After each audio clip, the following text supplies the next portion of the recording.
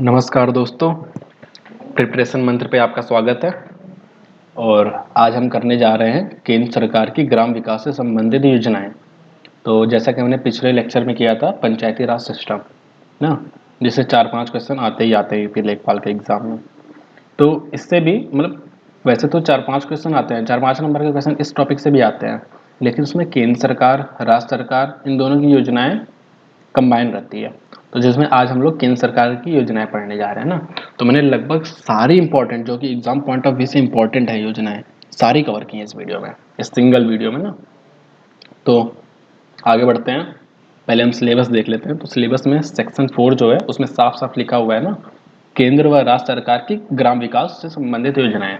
तो आज हम केंद्र वाला टॉपिक कर लेते हैं, नेक्स्ट वीडियो में हम राज्य वाला कर लेंगे ना।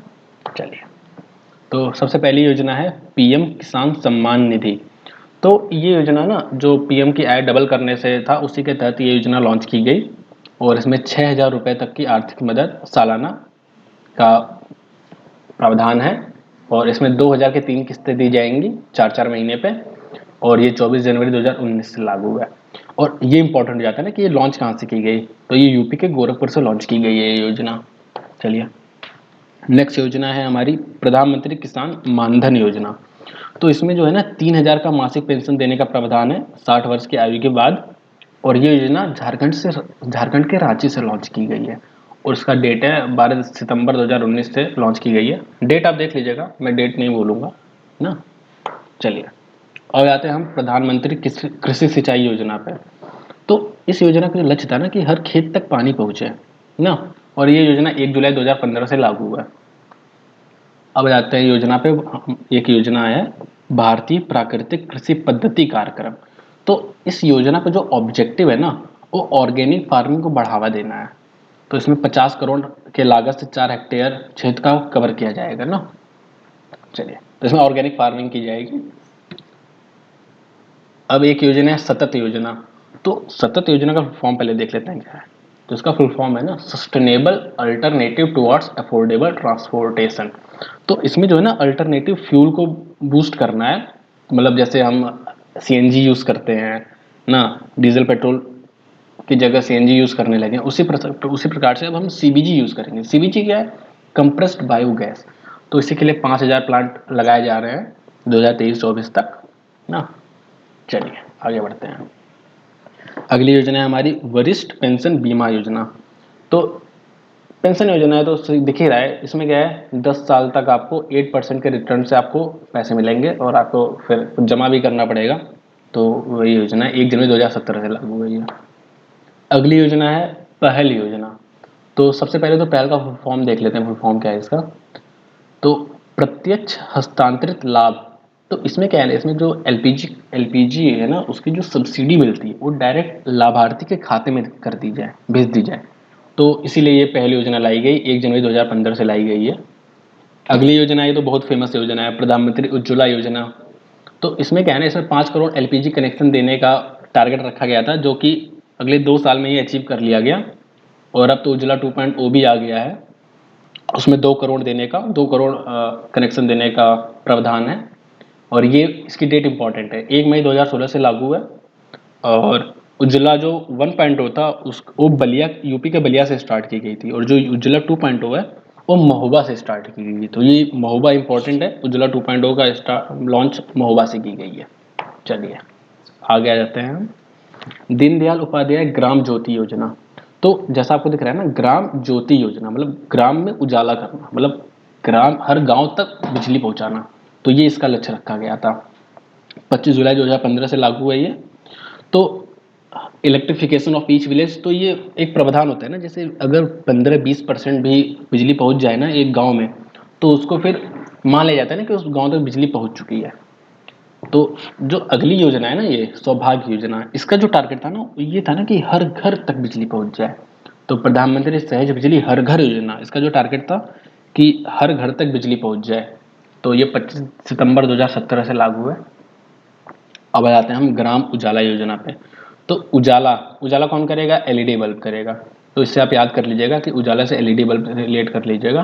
तो इसमें क्या है ना, इसमें 10 रुपए में एलईडी बल्ब बांटे जाएंगे और इसमें इम्पोर्टेंट ये है कि ये 5 जिलों से स्टार्ट किया गया था, जिसमें यूपी का वाराणसी भी है। तो यूपी का वाराणसी इम्पोर्टेंट हो जाता है आपके लिए। और ये 1 मई 2015 से लागू किया गया था। तो ये इसलिए था ना, क्योंकि पहले जो गांव के लोग होते हैं ना, वो जो 10 रुपए का 100 वाट वाला बल्ब आता था उसको यूज करते थे, तो इससे बिजली की बहुत ज्यादा खपत होती थी। तो इसलिए ये एलईडी बल्बों का वितरण किया गया है। चलिए, हाँ, अगला ये है योजना है प्रधानमंत्री जन आरोग्य योजना। तो ये आयुष्मान भारत के अंदर आता है। तो इसमें क्या है ना, ये सब पहली बात तो विश्व की सबसे बड़ी योजना है।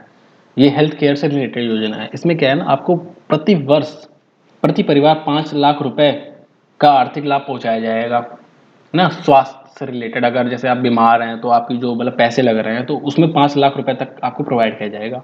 और ये करीब 10 करोड़ परिवार के लिए है। और एक परिवार में 5 लोग भी अगर मान लीजिए, तो करीब 50 करोड़ लाभार्थी हैं इसके ना। चलिए, अगले पे आ जाते हैं।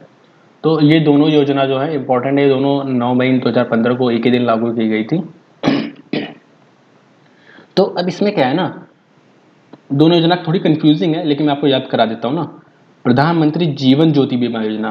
तो जीवन ज्योति, जीवन मतलब लाइफ होता है, तो ये लाइफ इंश्योरेंस है। और ये सुरक्षा है। सुरक्षा किससे करेंगे? एक्सीडेंट से सुरक्षा। तो ये एक्सीडेंटल इंश्योरेंस है। तो जो इसमें क्या है ना, इसमें लाइफ इंश्योरेंस वाले में जो प्रधानमंत्री जीवन ज्योति बीमा योजना है, इसमें यह है ना कि आप किसी भी रीजन से अगर आपकी मृत्यु होती है, तो आपको 2 लाख तक का बीमा प्रोवाइड किया जाएगा। इसमें किसी भी रीजन से है, तो किसी भी रीजन से चांसेस ज़्यादा है मृत्यु की। मानो एक्सीडेंट हो गया, या हार्ट अटैक आ गया, या कोई बीमारी हो गई, उसके तहत आपकी मौत होने की चांसेस ज़्यादा है। तो इसलिए इसमें ज़्यादा रुपए जमा करने पड़ेंगे, 330 रुपये। और इसमें एक्सीडेंट होने की चांसेस कम है, तो इसमें आपको कम रुपए जमा करने पड़ेंगे, तो 12 रुपये पर एनम। और ये 18 से 50 साल के लिए, और ये 18 से 70 साल के लिए है। तो ये दोनों इंपॉर्टेंट जाती है, प्रधानमंत्री जीवन ज्योति बीमा योजना एंड प्रधानमंत्री सुरक्षा बीमा योजना। चलिए, अब आ जाते हैं प्रधानमंत्री वय वंदना योजना। तो ये पेंशन स्कीम है। 60 वर्ष के एबव जो लोग हैं उनको, फिर जो मतलब इसमें जमा करते हैं पैसे ना, उन्हीं को, तो उनको 8.3% के रिटर्न से आपको 10 साल तक पेंशन मिलेगा, मंथली पेंशन। चलिए, अगला क्वेश्चन है, अगला है अटल पेंशन योजना। तो अटल पेंशन योजना में जो है आपको 1,000 से 5,000 तक का मंथली पेंशन दिया जाएगा। जिस हिसाब से आप पैसा जमा करेंगे उस हिसाब से आपको 1,000 से 5,000 के बीच में पेंशन दिया जाएगा। और ये 9 मई 2015 से लागू हुआ है। अब आ जाते हैं उड़ान योजना पे। तो उड़ान मतलब उड़ना ना, तो मतलब ये एरोस्पेस से रिलेटेड है, हमारे एविएशन मिनिस्ट्री से। तो उड़ान का फुल फॉर्म, पहली बात तो क्या है, उड़े देश का आम नागरिक। जो इसका टारगेट था ना, जैसे लोग जो फर्स्ट एसी में सफर करते हैं, तो वो फर्स्ट एसी थोड़ा किराया कम कर दिया जाए इसका विमान का, जिससे लोग फर्स्ट एसी की जगह इसको प्रेफर करें।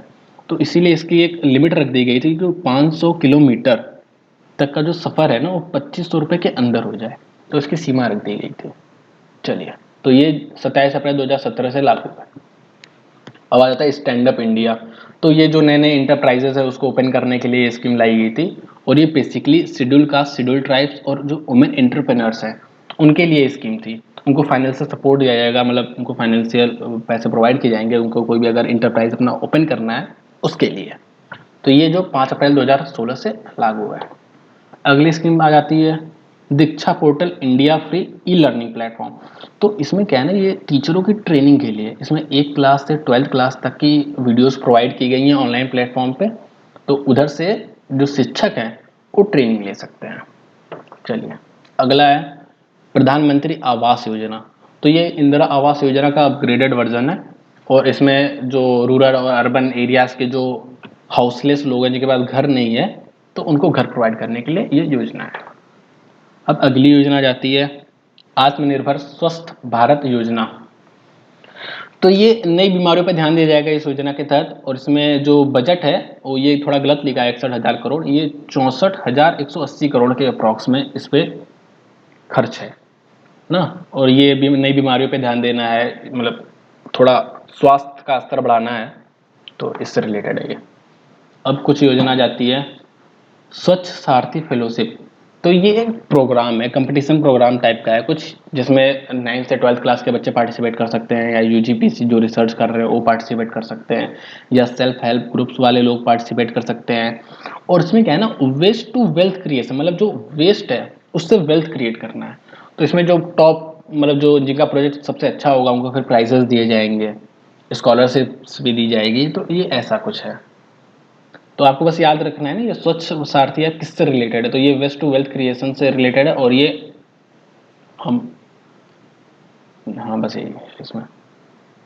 अब आ जाते हैं हम startup India seed fund scheme. तो ये साफ साफ नाम से ही पता चल रहा है ना कि startup India seed fund scheme, मतलब जो स्टार्टअप्स हैं उनको इनिशियल में जो फाइनेंस प्रोवाइड करना है वो इससे रिलेटेड है ना। चलिए अगली योजना है संवाद। तो संवाद योजना कैसे याद करेंगे, संवाद संवाद मतलब कि बातचीत करना, किससे, बच्चों से। तो क्या इसमें ये है ना कि जो मतलब बच्चे मेंटल हेल्थ से पीड़ित है, एंजाइटी हो रखी है, तो स्ट्रेस है, तो उससे उसको मतलब एज अ क्या बोलते हैं काउंसलर प्रोवाइड किया जाएगा, मतलब उनको मेंटल हेल्थ को अच्छा करने के लिए एक काउंसलर प्रोवाइड किया जाएगा। तो उसी से रिलेटेड है ये योजना। अब आ जाते हैं हम फेम इंडिया पे। तो फेम इंडिया जैसे जो योजनाओं के नाम से पता नहीं चलता ना कि योजना किससे रिलेटेड है, तो उसमें यही क्वेश्चन पूछते हैं कि मतलब ये योजना किससे रिलेटेड है। तो फेम का फुल फॉर्म देख लेते हैं। फेम का फुल फॉर्म है ना faster adoption and manufacturing of electric vehicles. तो ये इलेक्ट्रिक व्हीकल्स को बढ़ावा देने के लिए ये योजना लाई गई थी। अब एक है स्वामी योजना। तो स्वामी योजना का फॉर्म देख लेते हैं, special window for affordable and mid income housing. तो ये रिलेटेड इससे है ना कि जो मिडिल इनकम ग्रुप वाले जो लोग हैं जिन्होंने अपना पैसा लगा रखा है किसी मतलब फ्लैट व्लैट बनवाने में, जैसे फ्लैट वगैरह होता है ना जो बिल्डर्स बनवाते हैं, तो उसमें पैसा लगा रखा है बट वो उनका कंप्लीट नहीं हो पाया है, किसी फंडिंग लैक ऑफ मतलब फंडिंग की कमी से वो कंप्लीट नहीं हो पाया है। तो उसको क्या करेगी जो गवर्नमेंट है, उसको थोड़ा बहुत अपना पैसा लगा के उसको कंप्लीट करके फिर प्रोवाइड कर देगी लोगों को। तो ये है इस स्कीम का लक्ष्य। अब आ जाते हैं हम अगले योजना पे, प्रधानमंत्री गरीब कल्याण अन्न योजना। तो इसमें मुफ्त राशन बांटे जाएंगे, 5 किलो तक राशन बांटे जाएंगे। ये कोविड के पीरियड में आत्मनिर्भर पैकेज से रिलेटेड है, उसी के अंडर आता है ये। और फिर इसको एक्सटेंड भी किया गया था 2.0 3.0 थे, तो इसका एक्सटेंशन भी किया गया था। अब आते हैं मित्र योजना। जो मित्र योजना है ये मेगा इंडस्ट्रीज टेक्सटाइल पार्क्स के लिए है। इसका फॉर्म देख लेते हैं, mega integrated textile region and apparel. तो इसमें क्या है ना पीएम मित्र जो पार्क्स क्रिएट किए जाएंगे, 7 पीएम मित्र पार्क क्रिएट किए जाएंगे इसमें। और इसमें 4,445 करोड़ अगले 5 साल में निवेश किया जाएगा। और टेक्सटाइल इंडस्ट्रीज को बढ़ावा देने के लिए ये बेसिकली योजना है। अब आ जाते हैं हम युवा योजना पे। तो युवा योजना जो यंग ऑथर्स हैं उनको प्रमोट करने के लिए योजना है। और इसमें 30 साल की उम्र से कम के जो ऑथर्स हैं उनके एक कंपटीशन टाइप का है ये, जिसमें ये टॉपिक्स दिए गए हैं, unsung heroes, freedom fighters, national movement. और इसमें से 75 ऑथर्स को सिलेक्ट किया जाएगा और उनको अमृत महोत्सव जो है हमारा, उसके तहत जो हमारा इंडिपेंडेंस है 75th मनाया जाएगा, उसके तहत इनको सम्मानित किया जाएगा। अब हम आगे आते हैं सखी वन स्टॉप सेंटर योजना पे। तो सखी वन स्टॉप सेंटर योजना जो है वो वुमेन एम्पावरमेंट से रिलेटेड है। जो भी महिलाएं वायलेंस से पीड़ित हैं उनको मेडिकल एड प्रोवाइड करना, police assistant, legal aid, counselling और टेम्पोरेरी शेल्टर प्रोवाइड करना इस योजना का लक्ष्य है। अब हम अगली योजना पे आ जाते हैं, डिजिटल इंडिया। ये थोड़ी पुरानी योजना है बट इम्पॉर्टेंट हो जाती है क्योंकि ये जो ग्रामीण इलाके हैं वहाँ पे ब्रॉडबैंड प्रोवाइड करना, हर गांव तक ब्रॉडबैंड पहुंचाना इसका लक्ष्य है। तो ये 1 जुलाई 2015 से लागू है। अगली योजना है स्किल इंडिया मिशन। तो स्किल स्किल से पता ही आपको, कौशल प्रोवाइड करना, लोगों को ट्रेनिंग देना जिससे वो अपना इंटरप्राइज खोल सके, एम्प्लॉयमेंट ले सकें। तो इसी से रिलेटेड है, ये 15 जुलाई 2015 से लागू है। और इसमें जब आप ट्रेनिंग लेंगे तो उस वक्त आपको स्टाइपेंड भी देने का प्रावधान है। Smart cities mission. तो ये तो नाम से पता चल रहा है स्मार्ट सिटीज़ से है, और ये सिंगापुर की मदद से स्मार्ट सिटीज़ डेवलप हो रही हैं। और इसमें अगर स्टेट की बात करें तो यूपी इसमें नंबर 1 चल रहा है। और अगर सिटी की बात करें तो इंदौर टॉप कर रहा है, पिछले 2-3 साल से इंदौर टॉप पे है। तो ये 25 जून 2015 से लागू है। अब आ जाते हैं हम मिशन इंद्रधनुष पे। तो इसको याद करने का तरीका यही है, इंद्रधनुष, इंद्रधनुष में 7 कलर से फिर याद कर लेना कि 7 डिसीज़ के लिए वैक्सीनेशन करना है। तो 7 जो डिसीज़ कॉमन डिसीजेज है उनके अगेंस्ट वैक्सीनेशन करना है, जिससे फ्यूचर में बच्चों को कोई दिक्कत ना हो। तो इसमें कौन कौन सी हैं बीमारियाँ? मिसल्स है, पोलियो है, परथूसिस है, टिटनेस है, टीबी है, डिप्थेरिया है, हेपेटाइटिस बी है। तो नाम एक बार देख लेना, क्या पता कोई क्वेश्चन आ जाए कि इसमें कौन सा डिसीज इंक्लूड नहीं है, ऐसे क्वेश्चन आ सकते हैं। तो ये 25 दिसंबर 2014 से लागू है। अगली योजना है हृदय योजना।